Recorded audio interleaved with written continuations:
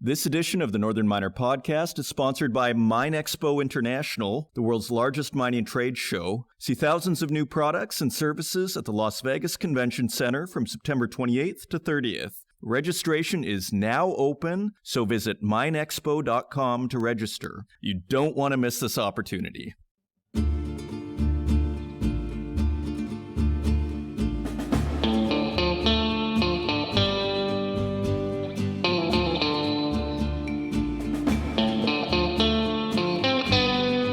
Hello and welcome to episode number 174 of the Northern Miner Podcast. My name is Adrian Pocobelli. I am your online editor and host, and it is earnings season, and I thought we would do something a little different today. I thought we could come in and sample a couple of conference calls, and those two conference calls were Barrick and Freeport-McMoRan, and I guess the reason I decided on those was a couple of reasons. I thought they were symbolic companies in a sense. They're representative companies. I mean, interestingly, Barrick is a gold and copper company, and Freeport is more of a copper-gold company. And there has been talk, rumors going around that Barrick's Mark Bristow somehow want to acquire Freeport's Grasberg project in Papua New Guinea, and that is one of the biggest mining projects in the world. It's Freeport's main mine, and there was talk of an acquisition, just rumors, and Bristow batted the rumors down, but then kind of suggested that he's also open to the idea. I'm going to go, there's a little Reuters report on it, I'm just going to sort of touch on. And so I thought, here we are in earnings season. Let's take a look at what's going on. I thought it would be representative in a sense of the mining industry. If we just had to pick two companies, let's just pick these two, and see what we find. And it's actually pretty interesting. I mean, ESG is at the beginning of both in a way that I think you can hear the new tone. And there really is a sense of, from the CEO point of view and from the company point of view, these are their earnings calls, so it's pretty important that they need to highlight and emphasize the ESG, environmental, social, and governance side of the company, and to say we are not terrible mining companies. We are for the public good, and we are not just about our profits, and we want to make profits, but that there is a larger world out there and a larger social good that we are aware of and want to contribute to. So it's fascinating. So they go into that in the conference call. They also go into their projects a little bit. I touch on that a little bit. I mean, one of the things I observed was the enormous scales that these two companies are dealing with. That's also something that makes these companies interesting. They're huge. Okay. When you hear the numbers on Grasberg, when you look at, I think Barrick said they have 171 million ounces on the book. They have an enormous amount. Now, that's all in the ground and that all has to be taken out. But when you listen to the scales, it's pretty amazing. So again, ESG is at the top. Barrick calls it a strategic imperative. And you hear Mark Bristow, the CEO of Barrick, he talks about how he wants to make the company into the world's most valuable gold company. So here we are. So I thought we could compare and contrast. We'll get a little bit on Grasberg, Freeport's thing. Sounds like this is all just kind of, this is the way it's done in the media today. You float the idea in the media, and then you see if people actually like the idea. And if they don't, you just say, oh, well, that was just a rumor. And if people do like it, then you act on it. I mean, you see this with Bloomberg and Hillary, and Bloomberg floats it. So, is that a good idea? Let's float out the idea in the media. I mean, this is done, again, the U.S. president does it regularly. It's become the kind of new modus operandi, the new MO. And I think Mark Bristow, as a sophisticated CEO, is really probably engaged in a similar thing. Like, let's float this idea of something crazy like Barrick taking over Grasberg. So here we are. So this is what's on the plate for today. I think it's going to be interesting, educational, and different. And also, what do we have? We have PDAC coming up on March 1st, so a little bit earlier this year. We have the Financing the Mineral Industry Investment Banker Perspectives. This is moderated by the Northern Miner Group publisher Anthony Vaccaro. That's in room 713 on Monday, March 2nd, so the Monday of PDAC, and that's 11 to 12:15. And you can find that on the PDAC website. And also, there is the YMP dinner. Let's see if they still have tickets available. And it appears they do. Tickets are still on sale for the 2020 YMP Awards. They kick off the PDAC at the Shangri-La, Toronto on February 29th. And if you go to the Northern Miner website, you'll see our headline is the winners of the Young Mining Professionals, which are Young Mining Professional of the Year awards go to Ashley Kerwin and David Cataford. And we're going to take a quick look at that. And yeah, so they won the 2020 YMP Awards. So this will be the award dinner and a small ceremony at Shangri-La. My former boss, John, loved this night, and it's a cool thing. I mean, support the young people. It's just a cool night, and it's a nice way to start PDAC. Again, very smart organization. You can see it just in the timing. Hey, let's do it the day before PDAC. Let's do it the Saturday. What's going on the Saturday? People are in town. So it's just a really, really bright organization. You see these kinds of small decisions, smart decisions being made all around when you see these guys. Their nice logo, you see everything. It is a smart organization. So that is coming up. And so if you want to find us online, you can find us at northernminer.com. You can find us on Twitter at Northern Miner. You can find us on Instagram at The Northern Miner. And you can find us on Facebook. You can find us on LinkedIn and YouTube, where we now also host these podcasts. And you can also find us wherever podcasts are available. And on to the news. And turning to the website, Young Mining Professionals of the Year awards go to Ashley Kerwin and David Cataford. And these awards, the YMP Awards, are presented in association with the Northern Miner, which recognizes 2 mining professionals under the age of 40 who have demonstrated exceptional leadership skills and innovative thinking and provide value to their companies and shareholders. And finally, the awards are named after Ira Thomas and the late Peter Munk. Ashley Kerwin won the Ira Thomas Award for 2020, and David Cataford the Peter Munk Award. And the awards will be presented at the YMP Awards Gala on February 29th from 6 to 9 p.m. at the Shangri-La Hotel in Toronto. Finally, each of the winners were nominated in a public submissions process. They were then discussed by a select panel of YMP chapters, including Toronto, Montreal, Vancouver, and London, along with an equal vote from the Northern Miner. So just turning to Ashley Kerwin here.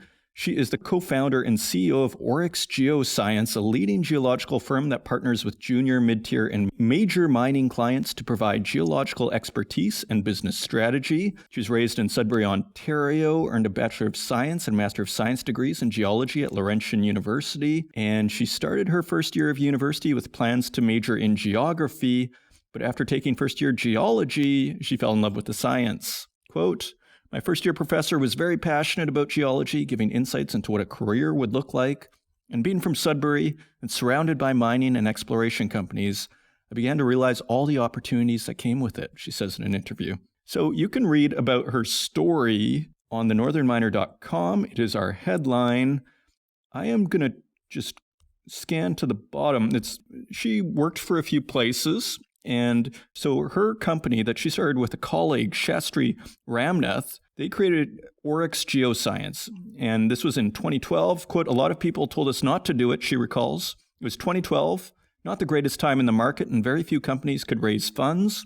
It was probably one of the worst times to start a business, but we looked at this challenge as an opportunity, and we wanted to work together, and we trusted each other. The two business partners found an interesting niche, offering high-quality geological interpretation for companies so they could strategically explore. They started off working mainly for juniors, most of whom had no geological team, very little cash, and were trying to raise money but required a proper geological story to give investors confidence. Kerwin and Ramnath did a lot of early work in exchange for shares. We recognized that a lot of projects were undervalued, so we worked very hard helping companies understand their geology so they could raise money. And once they raised money, there was a natural fit for us again to provide ongoing geological services for their exploration programs. As their business and reputation grew, They continued working for juniors and expanded their reach, working with mid-tiers and majors. Finally, today, Oryx is a one-stop shop that provides full exploration services from drone surveys and historical document map scanning through digitizing, database compilation, 3D modeling, and field work. For mid-tier and major companies, Oryx is hired for special projects, often to manage large data sets or solve a geological question a team may face, such as creating a drill hole database from historical logs or modeling the geological controls on mineralization in one particular area. And I'm going to wrap up with a quote from Ashley. One of the things that I really like about geology is that it's an artistic science. Geology leaves room for interpretation. Anyone's idea can be considered because we're dealing with things that are 1 million years old. I like the artistic nature and the problem-solving side, and it might be a cliche, but it's also the people. Geologists are a different kind of scientist. I work with an amazing team that are hardworking, but have a lot of fun along the way, and that brings energy. We have a bigger vision of making an impact on the mining industry. If it wasn't for the people, I probably wouldn't love it as much as I do. So, congratulations to Ashley Kerwin. And turning to our second winner, David Cataford, has been working in the iron ore industry for the last 15 years. He is the CEO of Champion Iron, an iron ore producer whose flagship asset is the Bloom Lake Mine, which is in Quebec. Cataford studied mining engineering at Laval University in Quebec, one of only 2 students in the class. Quote, it was not a popular program at the time, Cataford jokes in an interview. Funny enough, the entire mining engineering cohort that graduated in 2008 consisted of 2 guys, both named David. So Cataford grew up in Montreal, tells a story about rejecting a job offer from Agnico Eagle's Goldex mine in favor of working for a high-end tea business in Quebec City that his friend had just opened. Cataford worked there for a year for $12 an hour and immersed himself in the business. He became passionate about tea and learned everything about it, especially Chinese tea. And then later in the article, when he was working for Consolidated Thompson as a metallurgist in charge of the concentration plant at its Bloom Lake iron ore mine, he was able to put his knowledge of tea to work. Consolidated Thompson's 25% partner at the mine was Chinese steelmaker Wuhan Steel. When their marketing team came to the site for the first time, I served them tea, he says.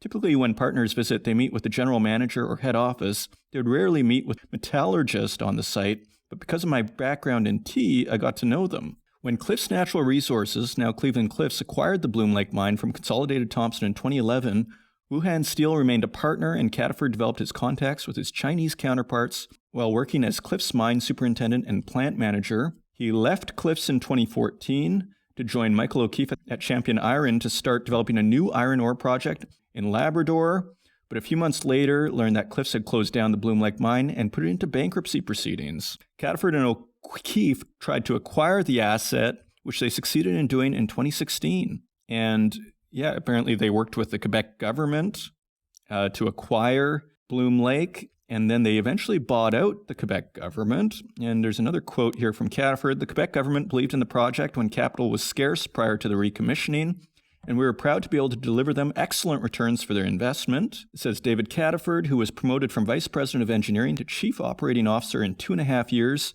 and to CEO after 4 years at the company. Champion restarted Bloom Lake in February 2018. We delivered the project on time and on budget, which is a considerable achievement in the mining space, and we reached nameplate capacity after just 6 months of operations. So it sounds like they're doing very well. And just a final thing from Cataford. One thing Cataford is particularly proud of is reducing Bloom Lake's carbon footprint. When we restarted operations at Bloom Lake, we not only improved the throughput, but we also reduced carbon dioxide emissions by 40% in our first year of production compared to the previous owner's last year of operations in 2014. So there are your award winners. Congratulations to David Cataford as well. And yeah, the Young Mining Professionals Awards are leap year, February 29th at the Shangri-La Hotel in Toronto. If you go to their Twitter feed, YMP Toronto, you'll find a link to a ticket. Yeah, check it out. So on to our next story. And continuing on, I want to turn to this Jeffrey Christian article, one of my favorites. As you may well know at this point, metal markets have unexpected twists in 2020 This is from Jeffrey Christian, managing partner at CPM Group. I always enjoy his commentary because of its what I consider sober analysis, but he's got some pretty, I don't want to say wild, but he's saying there's going to be drama in the metals markets. I'm going to just start reading here. The metals markets promise to be full of fascinating developments and unexpected twists in 2020. Mining equities will not be excluded from the drama. This partly reflects the reality that global economic, political, and financial trends, which are exogenous bases for much of what happens in metals and mining, are also likely to surprise and fascinate observers and participants, from the ongoing melodrama in Washington to the Brexit dark comedy, the plottings of Vladimir Putin and other autocrats around the world, and the political consequences of the Chinese government's handling of the coronavirus epidemic. Recession is likely to be avoided again in 2020, disappointing those negativists, including gold bugs, who have looked for a recession in 2018, 2019, and indeed in every year since 2010, without having their dark wishes for economic chaos fulfilled. Yes, he is the ire of the gold bug, Mr. Christian. For metals and mining, some of what we should expect include the following. Gold and silver prices will continue to rise, spurred by investor concerns about the broader economic trends. Copper prices are likely to trend sideways, confounding bulls and bears alike by responding to copper market realities as opposed to their fantasies and wishes. Platinum group metals are moving towards a reversal of fortunes, which may become increasingly apparent as 2020 progresses. Battery metals and energy metals will be buffeted by the realities of current supply and demand.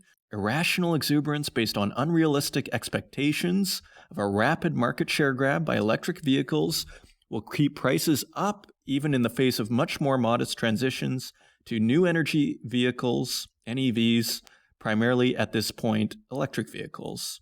The mining equities market will continue to suffer from major institutional investor disinterest and retail investor disenchantment.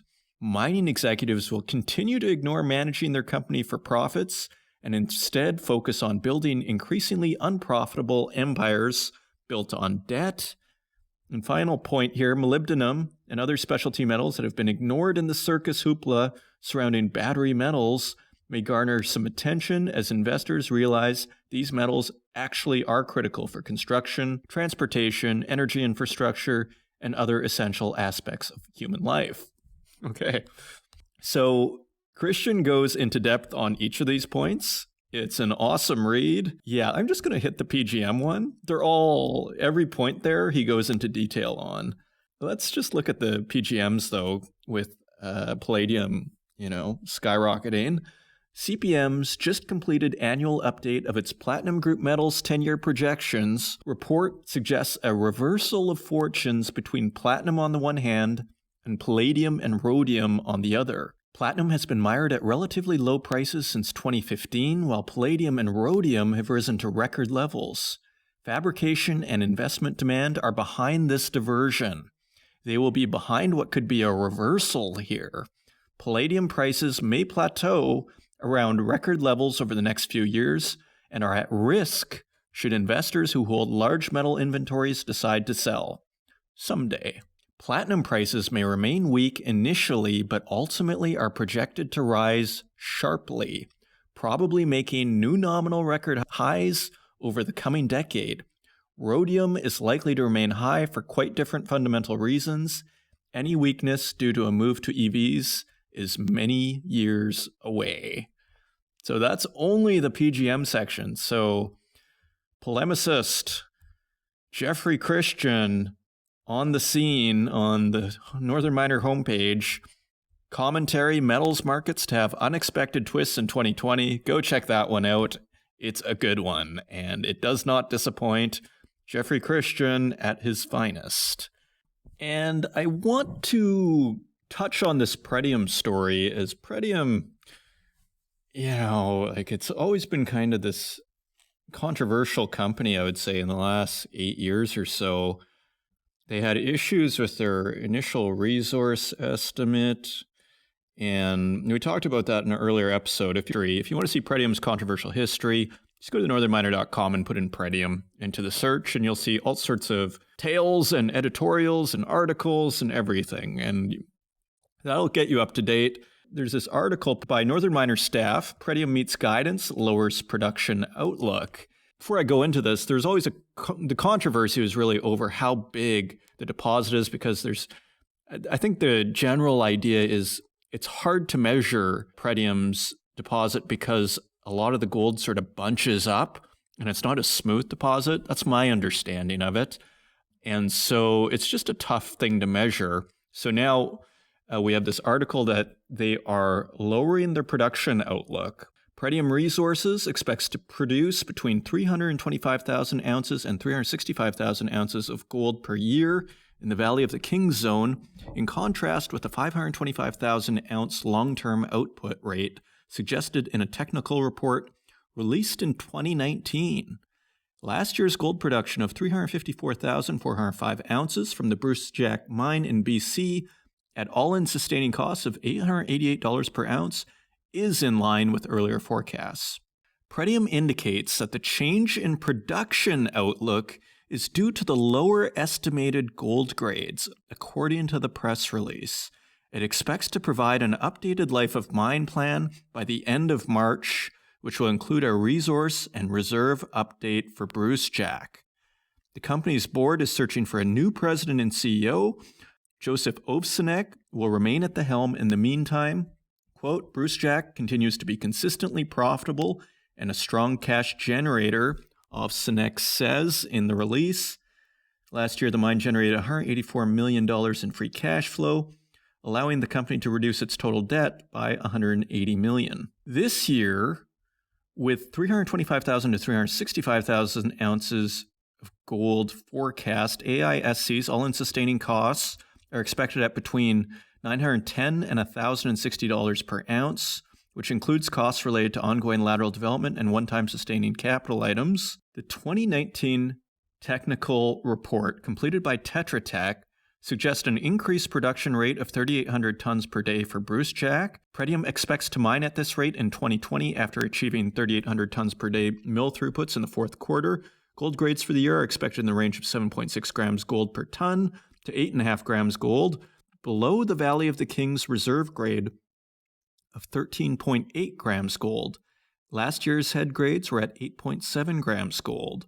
The NI 43-101 compliant resource suggests average annual gold production of 525,000 ounces over the first 10 years of mine life at all-in sustaining costs of $535 per ounce. The associated reserve statement for Brucejack is at 16 million tons at 12.6 gram golds for a total of 6.4 million ounces, primarily comprised of the 5.8 million ounce Valley of the Kings zone. So it sounds like they need to revise, doesn't it? At press time in Toronto, Pretium was trading at $10.69 per share, down 16% over the prior day's close. The company has 185 million shares for $1.98 billion market capitalization. So this came out February 12th. Okay, so yeah, drama continues at Pretium. Look at the history on this one. This is part of a larger narrative. And yeah, there's a lot of skepticism early on about Pretium's deposit. And then it seemed like they were winning that argument. But now I think it calls Pretium's original numbers now into question. And this thing was only done last year. I mean, is this why the CEO is leaving? You see a picture emerging here. Who knows? So I just wanted to touch on that. And finally, let's go to Barrick, because we're going to be talking about Barrick in our feature content here. Barrick beats forecasts, hikes dividend. And this is by Cecilia Jamasmi, who is from mining.com. Barrick Gold posted a better than expected quarterly profit and rewarded investors with a 40% dividend increase thanks to strong gold prices. That 40% increase is on a pretty small beginning, though. The world's second largest gold producer reported adjusted net earnings in the 3 months to December of $300 million, or 17 cents a share, up from $264 million and 15 cents recorded in the third quarter. Analysts' average estimate for the fourth quarter was 14 cents. So they really beat expectations there. The results, along with Barrick halving its debt to US $2.2 billion over the course of 2019, allowed the miner to declare a dividend of 7 cents a share, up from 5 cents in the third quarter. So you see that 40% is really a 2 cent per share difference. You always got to be careful of percentages on very small amounts. The board believes the dividend increase is justified by the significant reduction in net debt. And we're going to talk about this coming up. And strong balance sheet. This is sort of setting the table for us a little bit. Together with the growth in free cash flow supported by a robust 5-year plan, which we have shared with the market, Executive Vice President and Chief Financial Officer Graham Shuttleworth said in a statement, Barrick has also benefited from $1 billion of asset sales since Chief Executive Mark Bristow took the helm in January 2019. In other news, which we're going to talk about, CEO Mark Bristow denied rumors last week that the company is mulling a merger with Freeport-McMoRan, but he did say the miner's Grasberg copper and gold operation in Indonesia was an attractive asset. So that's the latest on Barrick. You can read more in detail on thenorthernminer.com, and that takes care of our news stories. So on to metal prices.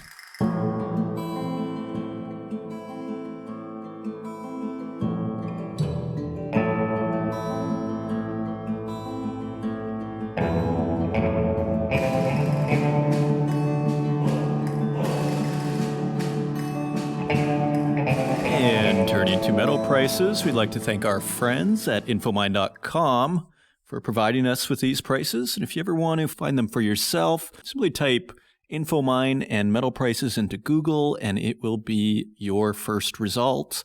And on February 18th, gold is at $1,588.45 per ounce, and this is $19 higher than last week's quote.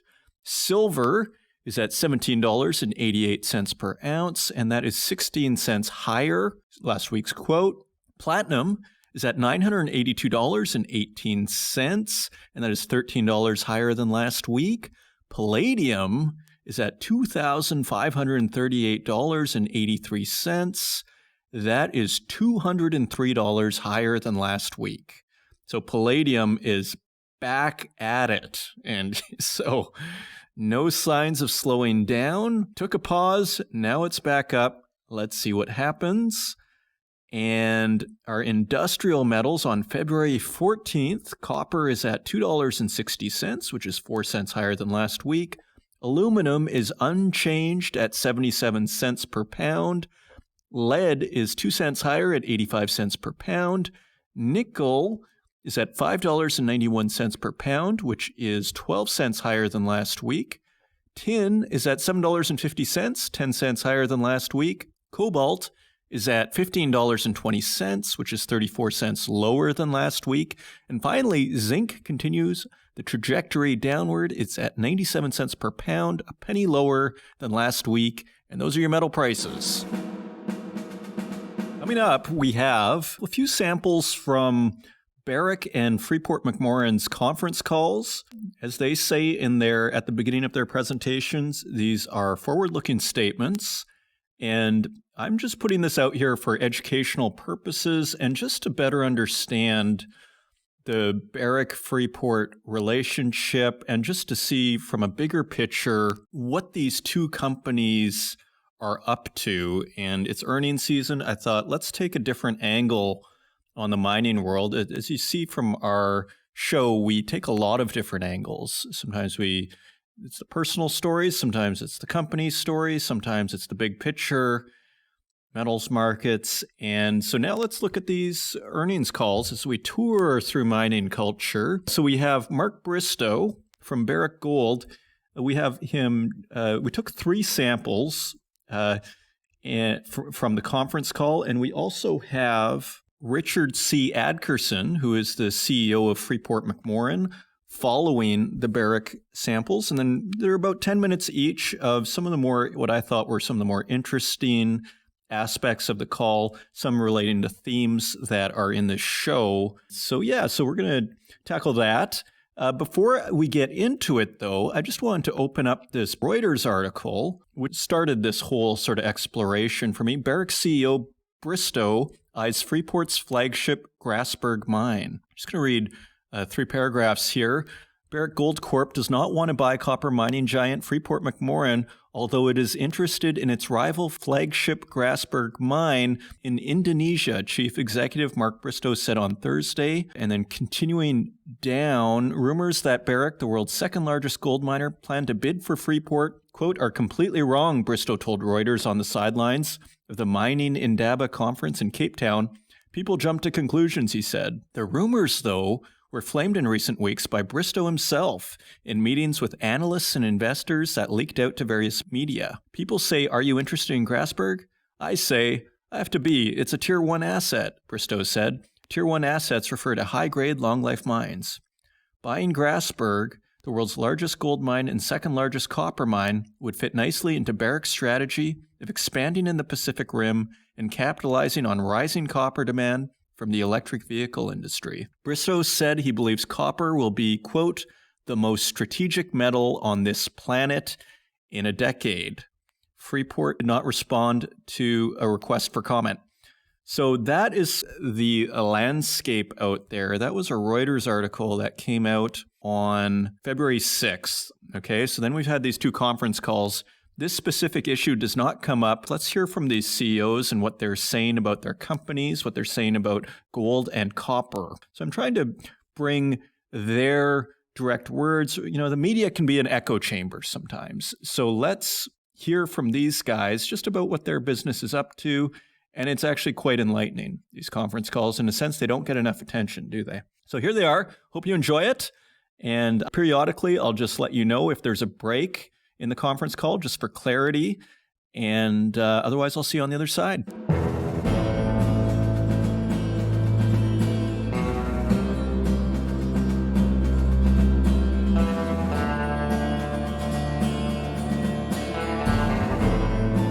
And it's a pleasure for me to share our look back over the last 13 months with you today.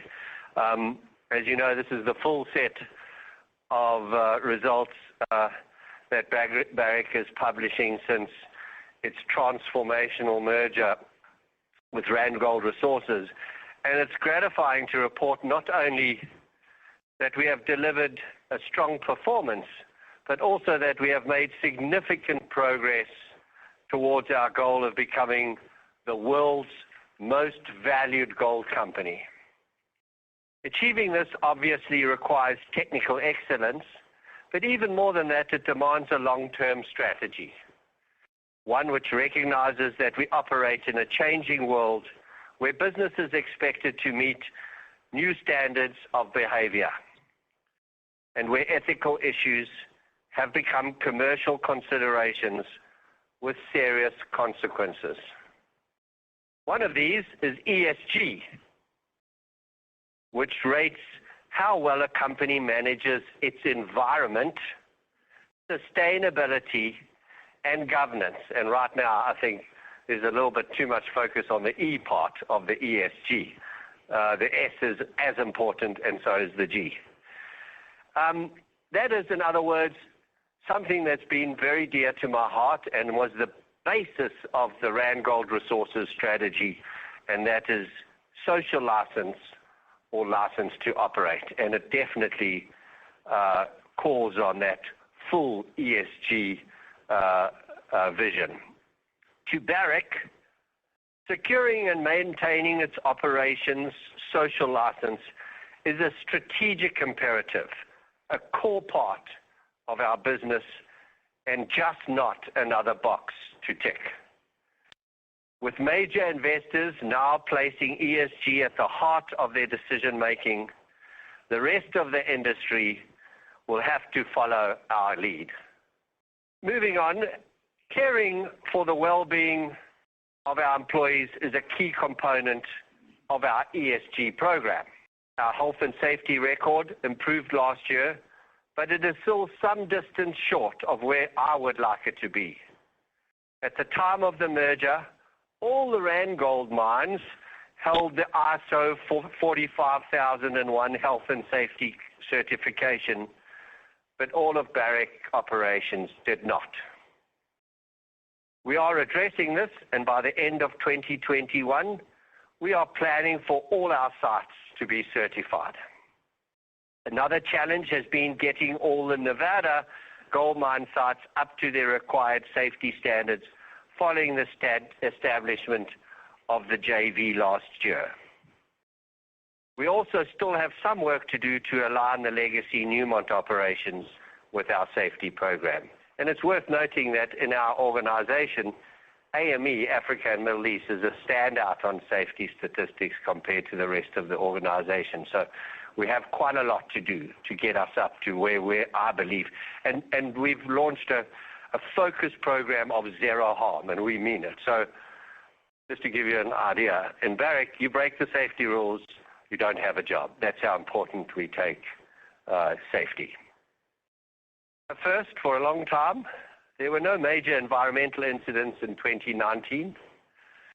All but 4 of our mines have the ISO 14001 environmental management certification, and by the end of this year, there will be no exceptions. 3 of those are actually the Tanzanian assets, which we've just acquired. All the operations, apart from the recently consolidated Tanzanian mines, have community development programs, and you would have seen, there's a very real requirement to engage with the community in Tanzania, and we are working on that. It's, again, a key building block of our license to operate, is to have that open and formal structure to be able to talk to one of our key stakeholders, which are our host communities. And we expect that we will have, again, our entire portfolio working under community development committees. In addition, biodiversity action plans are being rolled out to those sites in the group that do not already have them. And there are also some legacy issues, although Mark and his team have gone a very long way to address that, sitting in our South American assets. And again, we've made a lot of progress in transferring many of those risks and liabilities to opportunities, but still some way to go. So there you have it. Barrick's opening to their conference call, ESG, front and center. And you're going to see the same thing on the Freeport one. Next, we're going to skip ahead in the Barrick call where he talks about the dividend. These are the highlights of the year, and as you can see, we delivered on all our promises and then some. I would also just point out that our results are currently unaudited, although we expect to file our financial statements in the next couple of days. We met or exceeded our gold and copper production goals and controlled costs. We also halved the net debt, and that's a key component of this performance. We set out to really address a number of things. Focus on Tier 1 assets, deal with the debt, which is something that really crippled Barrick, and then deliver a runway where you as analysts and, of course, our shareholders can be able to invest in our company with comfort that we've got a long-term plan. And so we, having that net debt down, we've got to deal with the long-term debt, but that's an expensive exercise. We're going to have to take some time and look for opportunities to reduce that. So right now, what I'm focusing on is the net debt and the liquidity available for us to run our business. And certainly, I can honestly say today we are independent of the capital markets. As Barrick, we are able to run our own businesses with our own resources. Adjusted net earnings per share was up 46% compared to 2018, and we ended the year with another quarterly dividend increase, the third increase of the year. And again, really you must look at it as this is what we said we would do. There was a lot of squealing and people wanted more dividends from Rand Gold. We said we did pay a big dividend in Rand Gold, remember? But I refused to pay a dividend that wasn't supported by the P&L, the earnings. I'm not going to pay dividends that we haven't earned yet. And likewise, Barrick gave a commitment and upped its dividend right at the deal. And then we adjusted the dividend again in quarter 3 on the back of good performance and a higher gold price. We're comfortable about where our dividend is today. And the key part of a dividend, as you know me, we don't want to go backwards. we're only going forward. So we feel we're well positioned with our current dividend for the foreseeable future. Yes, and the dividend, I think we could say, is becoming more and more important as the main stock market runs away and low interest rates. So, and you saw it with Newmont. They're raising their dividend. You can tell there's a real concerted effort. And here you see it with Barrick, although it's smaller. You can see that they're really trying to emphasize it as a priority. Now, Bristow is going to talk about gold and Barrick's reserves. So it's generally expected, and I've certainly been Googling this for a while, that the global production for the gold industry will peak this year or next, and then it's downhill all the way. We're forecasting, if you assume all the announced projects come to fruition, we'll still be 30% short by 2029. So against that backdrop, it's particularly important and rewarding to be able to present a trend going the other way, where we have been able to end the year with higher reserves at higher grade than what we started the year with. Most importantly, we have replaced depletion on all our key assets, except for PV and Cortez, and it's worthwhile just understanding those need feasibility studies, but we've got them measured and indicated resources already in line. So a new feasibility just unlocks that. Barrick has 71 million ounces at 1.68 grams of reserves that are viable at $1,200 long-term gold price, no adjustments, current input costs. It has 171 million ounces of resources at 1.55, which is viable and deliverable at $1,500 gold. They've got mine plans attached to them. They're not just some soon-to-be discovered thought. And the same with copper, as I show here. We've increased our reserves by 2.2 billion pounds of copper. And just to point out, we don't muddle the two. We separate. They are individual reserves and resources. We don't do the gold equivalent bit. Yes, we don't do the gold equivalent bit. You can see Mark Bristow's CEO style. I agree with that mentality as well. The gold equivalent can be it just muddles everything. It gets everything foggy. Here it is, I think it's just clarity is everything in a lot of ways. But anyways, now we're going to turn to Freeport. And again, you're going to see this huge emphasis at the beginning of the call on ESG and safety. Thank you, Kathleen, and good morning, and thank each of you for participating in today's call. We at Freeport had an excellent fourth quarter, doing what we set out to do. During these period of time, execution is our battle call, and that's exactly what we did. We executed. We have strong momentum on 3 important initiatives to expand margins and cash flows and increase values for shareholders. Looking back on the year 2019, we set a strong foundation for the long term and positioned our company for profitable growth for years to come. We start with the first and most impactful initiatives, and that is our underground ramp up at Grasberg, which I'm pleased to report is accelerating as planned. During the fourth quarter, we completed surface mining at the Grasberg open pit. Now we are entirely focused on establishing large-scale production from our massive, low-cost, and long-lived underground ore bodies, and that's going to be a source for significant cash flows for 20-plus years to come. We benefit from the substantial development and infrastructure that is already being completed. The strength of our team, which possesses necessary technical competences, experiences, and motivational to successfully execute our plan, and that's what they're doing. The positive production results in 2019 is enhancing our previously existing confidence for our ramp-up schedule, and we've talked before, we're in a show-me stage for ourselves and for our investors, and that's what we've done. We're showing people that we're doing what we set out to do. The designs of the Grasberg block cave and the Deep MLZ mines are world-class, We are using our mining experience that we've had over our 40-year history of underground mining to enhance infrastructure construction. We're using new technology, autonomous loaders and remote control equipment. We've made advances in ground support techniques, undercut blasting and cave management. And we're going to continue to take advantage of these improved technologies as we go forward. Technology advances in underground mining are more impactful and more achievable than open pit mining simply because of the nature of the processes. We were successful in meeting or exceeding important milestones during the year, and I'll review that in more detail in a moment.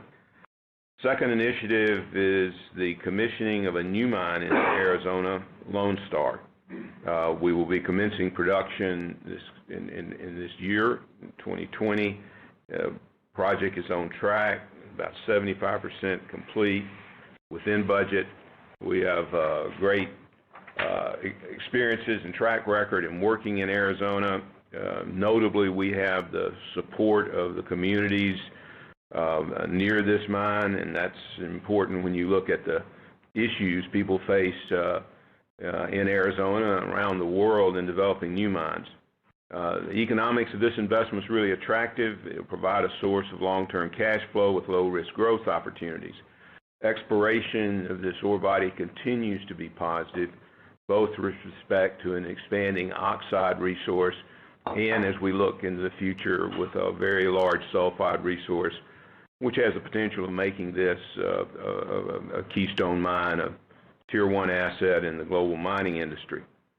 The third value driver relates to our innovation program, really focusing on enhancing productivity, expanding markets without spending a lot of capital.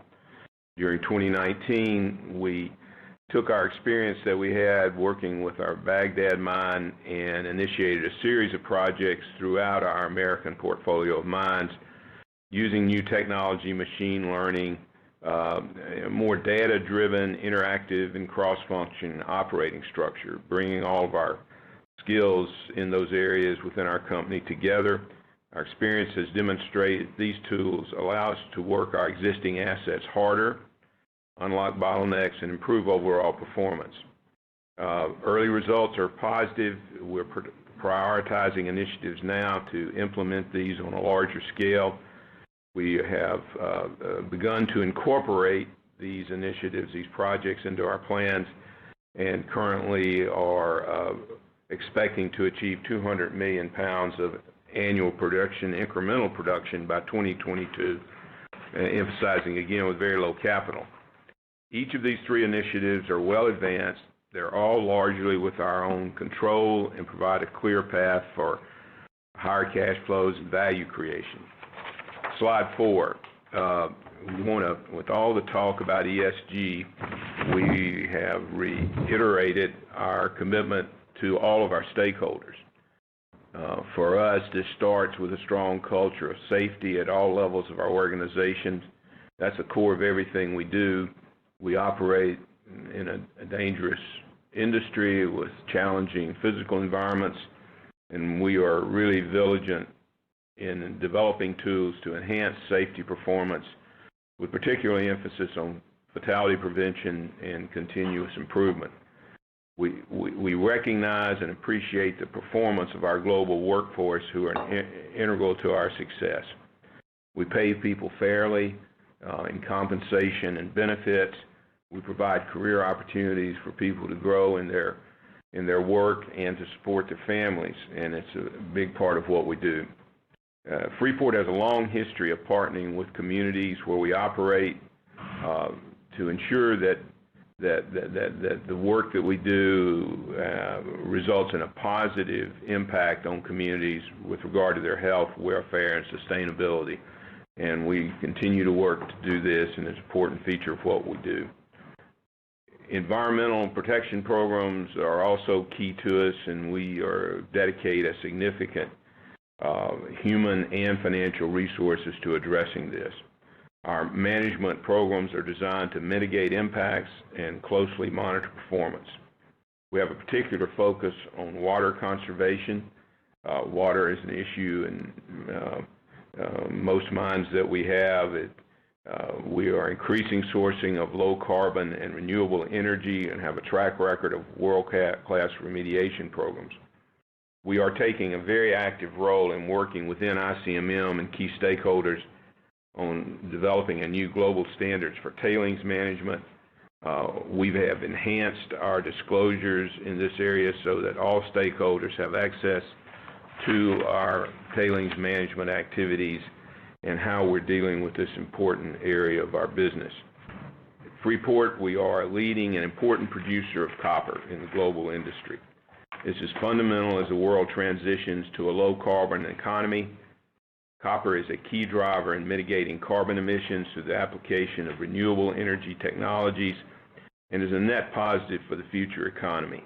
Our commitment to sustainable and responsible mining is not new. This focus on communities, workers, and environment is something that's been part of our culture for years.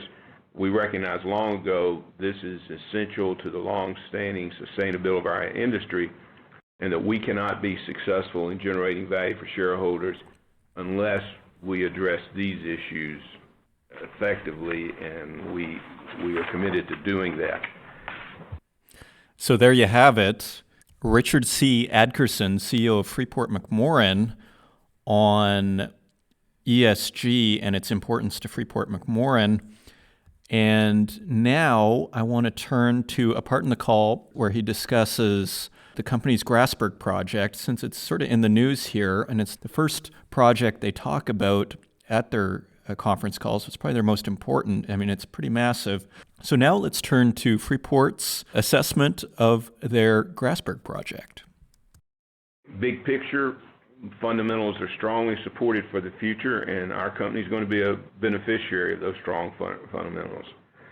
When we look back on 2019, with slowing global growth, with the impact on within China, in the U.S., with a weakened performance of the manufacturing sector, with the issues in Europe, it's striking that copper inventories are at the low levels that they are today. Supply growth continues to be relatively low. Markets can be expected to be tight in the future, to become tight in the future. Copper will benefit under a scenario of even modest global growth, and the added benefit of increasing use of copper to implement decarbonization trends is a feature that's going to be part of the long-term future of our industry. The current price today has improved from the 2019 lows, but is still well below the incentive price needed to attract new supply.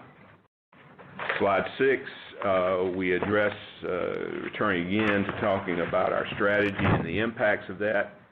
As I've said often, we're laser focused on execution of this strategy, and that's what we're all about. We've worked for years now in planning and developing, particularly at Grasberg, the transition to the underground, and now we are executing this very efficiently, as you can see by the numbers we reported today.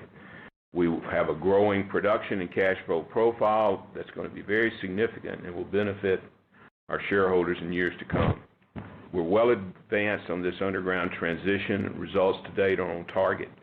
We're moving closer to 2021 when we start seeing the results of this work that we've been doing over the past 15 plus years, and then beyond that, how we will be able to benefit from these investments and this work that we're doing. Through the execution of the ramp up at Grasberg, the commissioning of the Lone Star project, ongoing productivities in our Americas operations, we expect to increase our copper and gold sales volumes by over 30% in 2021 compared with the just completed 2019 trough year. This will result in a 25% reduction in net unit cost, all things being equal, and more than double our EBITDA and cash flows at current commodity prices. I personally believe there's a potential for higher prices. With a growing production profile at a time when copper markets may be rising, our shareholders would have exposure to a positive long-term future, and Freeport will be particularly well situated as it faces that future. Much of the capital investment we need to achieve this result has already been made, and achievement of our targets continue to reduce the risk that this plan had embedded in it. These are long-lived assets with a strong base for solid cash flows for the future. Slide 7, we show a summary comparing historical and future results for Grasberg. The Grasberg district in Indonesia and Papua, where we have operated since the early 1970s, is one of the world's largest and most valuable mining districts historically. Very large copper producer, but with a significant byproduct gold component, it is one of the world's largest gold deposits. Grasberg has delivered cash flows over the last 30 years. We expect even more cash flow in the future, and it's truly a remarkable asset. And that's why we've had such a focus in maintaining and developing our rights, working with the government of Indonesia to secure that. We've had a year now since we achieved the new structure, and it's working very effectively. A picture at the top left is a picture of the open pit in December. We have now completed mining from the surface, so the pit is no longer being mined, and it's quite a remarkable picture. Our Mark and his team did a great job in extending the life of the pit. We had to do this in a cautious way because of the future interaction of the block cave mining underneath the pit, same ore body, just to be mined from the surface, and we had to make sure that we could not expose our people or the ore body to risk when this interaction begins to occur. We did this safely. We were able to produce longer than we anticipated going into the beginning of the year. And just stepping back at this, I look at this picture. I have a picture in my office of the Grasberg pit every year since it started production, and it starts with a snapshot that I took in 1988 at the exploration site, and then to see this pit completed.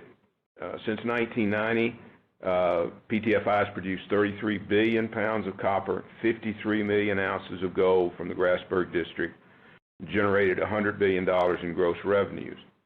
During this period of time, we moved 5 billion tons of material, both ore and waste, to process about 1.8 billion tons of ore.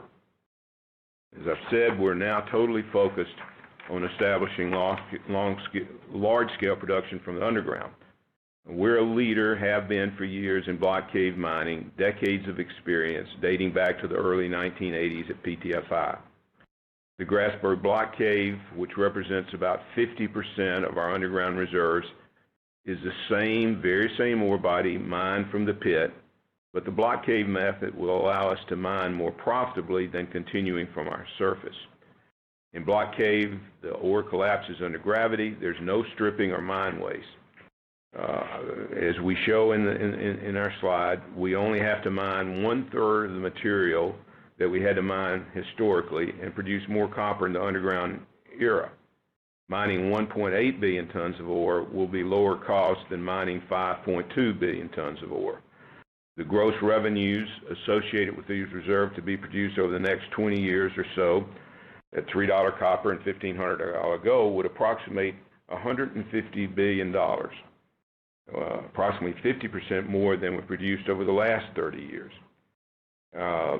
Developing the infrastructure for this scale of operations was our biggest challenge. We've essentially done that. We still have to add, we're building some additional crushers, some additional power. We'll make some mill modifications, but the infrastructure has been done. Now we're mining, and the mining will be in different phases of this. It's not just one mine or two mines, and it's of a scale that's consistent with what we've done in the past. We have met the biggest challenges of doing this, and now we're just doing what we've done in the past, essentially. Our reserves are reported only through 2041, which is the termination date of our existing agreement with the government. The resource goes beyond that, and I expect that Freeport will continue to be involved beyond 2041. So with the block caving, we had this multi-year investment period that began in 2003. More than 2/3 of the underground development meters of our largest mines have been achieved. We invested in infrastructure, state-of-art, autonomous underground rail system. Most of the capital costs for the Grasberg block cave and Deep MLZ are behind us. Slide 8 shows the underground milestones we achieved in 2019. Fourth quarter combined ore production from the Grasberg block cave and the Deep MLZ was higher than our forecast. It's averaging 26,000 tons per day for the quarter. We exited 2019 at a combined rate of 33,000 tons a day. Quarterly rates for Grasberg block cave included a 20-day outage for a planned modification of our ore force system. We continue to add new drawbells, which is the structural features that allow us to extract the ore and mine it. These are rock funnels used to collect the ore, which goes into loaders as the ore collapses from the structure above it. We continue to add drawbells across the footprint. We will build scale for higher production. We added some new schematics and the reference information in the back of the presentation so you can review what we completed to date and what we plan to do in 2020. In the fourth quarter, we added 34 new drawbells at the Grasberg block cave and Deep MLZ compared to 14 in the first quarter of 2019. We expect to continue adding drawbells over 2020 to average 48 a quarter. Cave propagation for the Grasberg block cave and Deep MLZ continues to go very well. The Grasberg block cave will be the largest contributor to copper and gold production following the ramp up. Reserves total about 1 billion pounds of high-grade copper and gold, 1 billion tons. Grasberg block cave will have a very large footprint, 80 acres at full rates, 180 acres over the life of the mine. The size of the ore body gives us the ability to produce simultaneously from 5 production blocks. 5 production blocks, not just a single mine, giving a scale, flexibility, and assurance that we can have continuous productions. So in substance, we have multiple mines underground sharing the same infrastructure. We know the rock types from mining the same ore for the past 30 years through the extensive drilling that we've done. We're assessing ore about 300 meters below the pit bottom in the Grasberg block cave.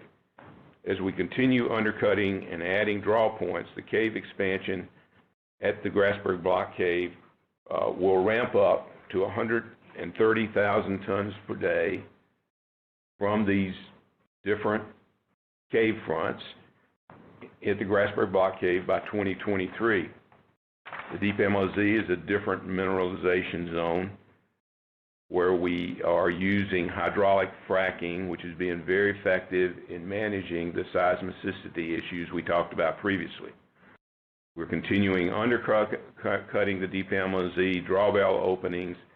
We will have 2 active production blocks in the near term there, 3 in the longer term. In the early years, the grades in the Deep MLZ are very high. Fourth quarter grades at Deep MLZ were 1.7% copper and over 1.7 grams per ton of gold. At full rates, production from these 2 ore bodies is projected to average over 1.3 billion pounds of copper, 1.3 million ounces of gold, and that's sustainable at very high levels over the long term. Earlier years' higher grades will enhance production. Average net unit cash costs are expected to average about 30 cents a pound in the first 5 years at full rates. It's really notable and rare for large-scale operations in our industry. The key for us now is to continue our undercutting to expand the footprint to open up new areas for drawbells and ore production. We expect to increase the number of drawbells in 2020 as work areas expand. Again, this is doing things at a scale that we've done in the past. The infrastructure is essentially in place, and now we're just executing mining like we've done. There's risk in mining projects, and there'll be pluses and minuses as we go forward, but we felt we've dealt with the major structural risk that we face going into this, and we're real positive about our results to date and our ability to manage risk as we go forward. Freeport CEO Richard C. Adkerson on the copper market and the Grasberg mine, and you just hear the huge numbers that are being thrown around here, so this is mining on the highest level, and so I think it makes a fascinating place to sort of sit in and take a listen to what's going on there. So thank you for joining us on this episode of The Northern Miner. We look forward to hearing your comments. Feel free to leave a comment on the website or on our SoundCloud. And if you'd like, email your friends, and also feel free to share it on social media and leave us a review in the Apple Podcast directory. Until next week, take care.